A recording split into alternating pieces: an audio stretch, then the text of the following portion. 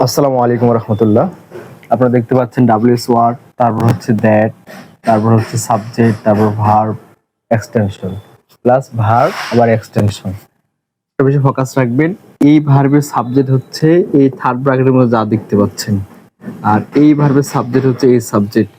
আর এই সাবজেক্টের ভিতরে যখন সাবজেক্ট ঢুকছিল প্লাস ভার্ব ঢুকছিল, তখন এটাকে আমরা মোটামুটি কি বলতে পারি, ক্লোজ বলতে পারি। আর এটাকে আমরা মোটামুটি নাউন ক্লোজ বলতে পারি। কেন?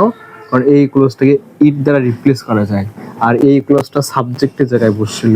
আমাদের পরীক্ষার সময় কিভাবে আসবে, হোয়াট হি সেড, তারপর একটা গ্যাপ থাকবে। তারপর আপনি একটা বিষয় ফোকাস রাখবেন, এই সাবজেক্টটাকে আপনি মোটামুটি কি করতে পারেন, ইট দ্বারা রিপ্লেস করতে পারেন। তারপর আপনি ইট দ্বারা রিপ্লেস করে বলতে পারেন ইট ইজ ট্রু, এটা সত্য, হোয়াট হি সেড, সে যা বলছিল। এরপর একটু ফোকাস রাখেন, what you need is patience. তারপর আপনি এটা করে রিপ্লেস করতে পারেন ইট দিয়ে, ইট ইজ পেশেন্স, এটাই ধৈর্য, হোয়াট ইউ নিড যা তোমার প্রয়োজন। Last one, what he has is not enough. আপনি এটা বলতে পারেন it is not enough what he has. আশা করি বুঝতে পারছেন।